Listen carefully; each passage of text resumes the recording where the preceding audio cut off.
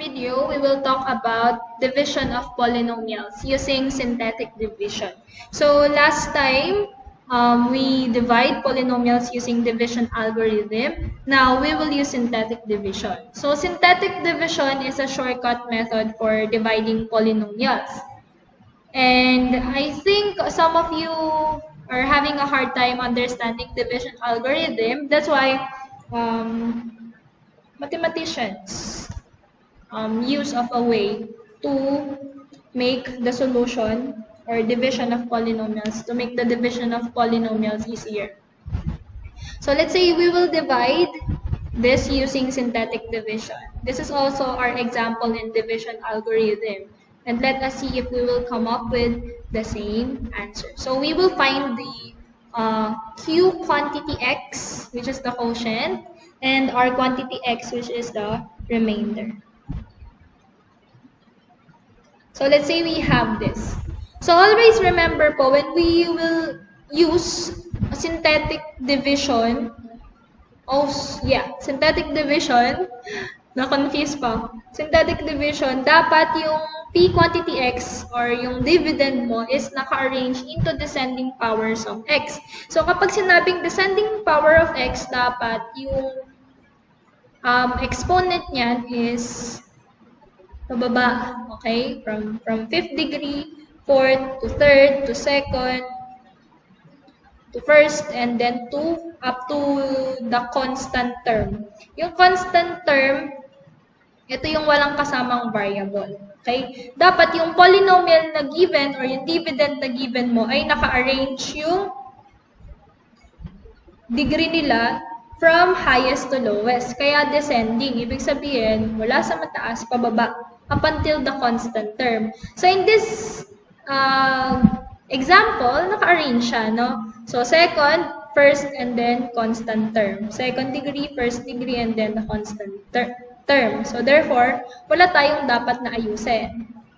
Pero kapag hindi siya naka-arrange into descending powers of x, kailangan natin siyang i-arrange. Okay? And then next po, when we use synthetic division, we will list the coefficients here in our dividend or our polynomial. Okay? So we have 5, we have 3, and then we have negative 2. Of course, kasama yung constant term, no? And then, dito sa divisor natin, we will find the value of x. So for us to find the value of x, we need to equate this by 0. And then, we can solve this using transposition. Okay, method. So x is equal to negative 1. Kasi tinranspose natin si 1 to the right side, kaya siya naging negative. Yeah. So now that everything is listed, the coefficients are already there, and then we have the value of our x in the divisor. Let us now use synthetic division in solving this. So, ma'am, paano na po yan? So, we will create lines like this. No? And then, in this part, you're going to put the value of x, which is negative 1. And then, this part is addition, no? Tapos, dito yung mga coefficients na nilist down mo. So, 5, 3, and negative 2. And now, lagi po sa synthetic division, we always bring down the first coefficient. So, bring down 5, bring down 5, and then we need to multiply 5 by negative 1. Okay, so lagi pong ganun. Mumultiply natin siya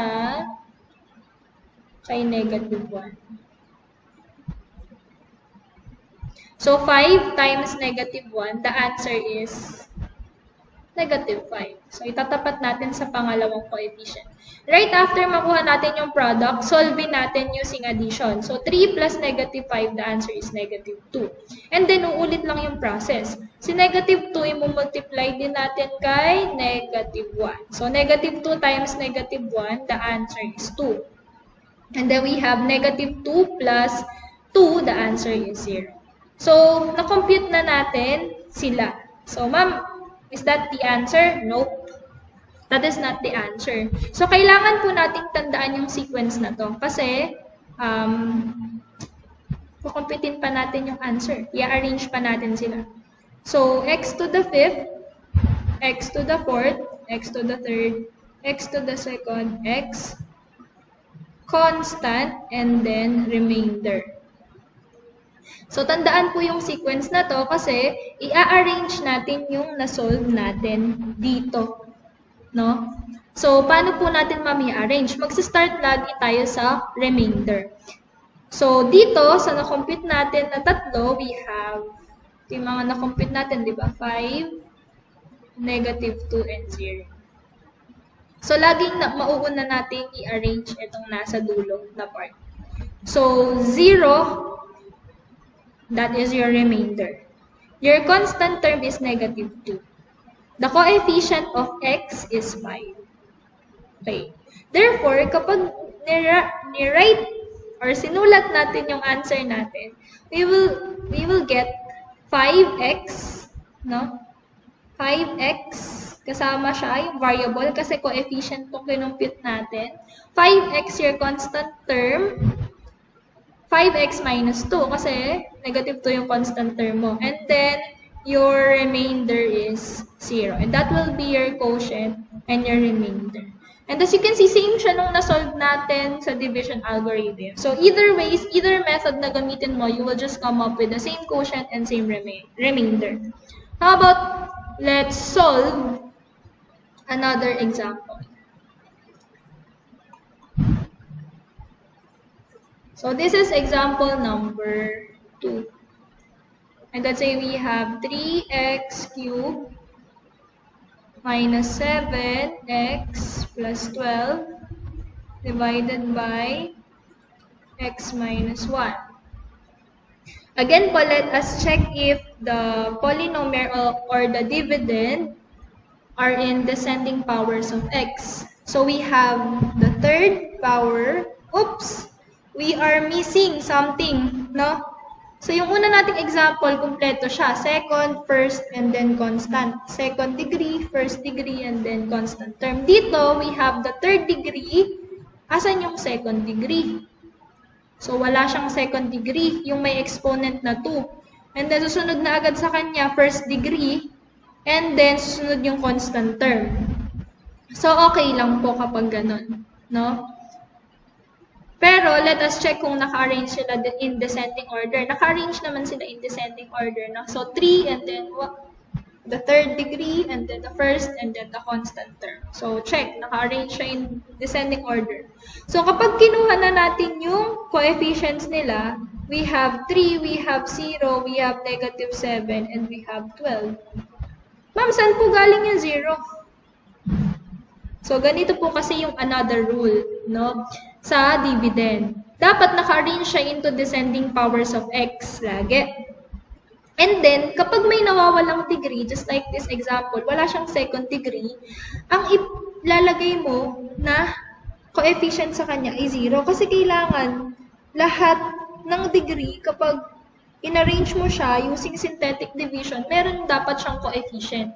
Eh kaso wala ngang second degree dito. So mag-assign ka ng 0 as its coefficient. Kasi wala namang second degree. So 0 yung coefficient niya. Okay? So this is the coefficient of the third degree, which is this. And then yung second degree, wala kang second degree, so add 0. And then first degree, meron, negative 7, and then the constant term. The value of your x is 1. No? So hindi ko na mapakita kung paano na-compute. Ang dali-dali lang. Let us now solve. So again, write lines. And then put 1 here. And then the coefficient. So we have 3, we have 0, we have negative 7, and we have 12. And then addition. So bring down 3. And then multiply it by 1. So 3 times 1, that is 3. So 0 plus 3, that is 3. 3 multiplied by 1, that is 3. Okay, negative 7 plus 3, that is negative 4. Negative 4, multiply natin kay 1, that is negative 4. Okay? And then 12 plus negative 4, the answer is 8. Tama ba? Yes. Tama lang. 8. Now, let us arrange our answer, no? So, sulat ko ulit yung sinulat ko kanina. X to the 5th, say x to the 4th, 3rd, 2nd, x constant, and then remainder. So, let us arrange this 3, 3, negative 4, and then 8. So, C8, this will be your remainder. Negative 4 will be your constant term. 3 will be the coefficient of x, and then 3 will be the coefficient of x squared. So, if we will be writing the quotient is 3x squared plus, positive siya, no? Plus 3x, o ito, negative, minus 4, and then your remainder is 8. So, that is your quotient and remainder. 3x squared plus 3x minus 4, and then the remainder is 8. So, let us solve last example.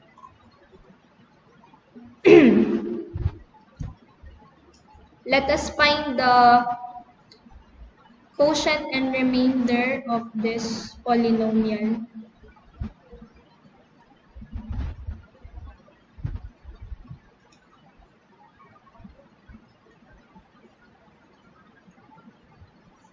So again, let us observe if the polynomial or the dividend is in descending power of x. So we have the second degree, yes, first degree, and then the constant term. So naka-arrange siya into descending and wala namang missing degree sa kanya, no? Or wala namang missing powers of x. Kasi 2, 1, and then constant term. So let's list the coefficients. So we have 1, we have negative 3, and then we have negative 40. And then here, the value of your x is negative 5. Okay? So, let's solve.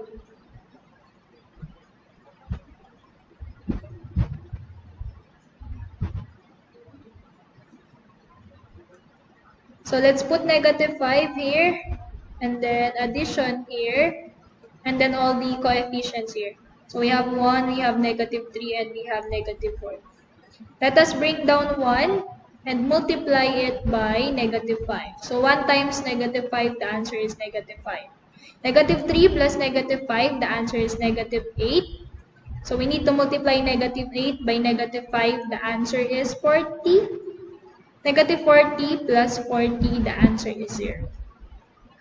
So arranging this here, constant and then remainder.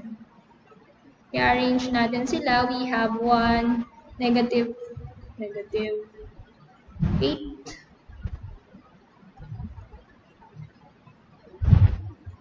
and then 0. So 0 is your remainder, negative 8 is your constant term, 1 will be the coefficient of your x. Okay? So the quotient is, so 1x, or I can just erase 1. So x, your constant term is negative 8, so x minus 8, and then your remainder is 0. So this will be the answer. So that is how you divide polynomials using synthetic division.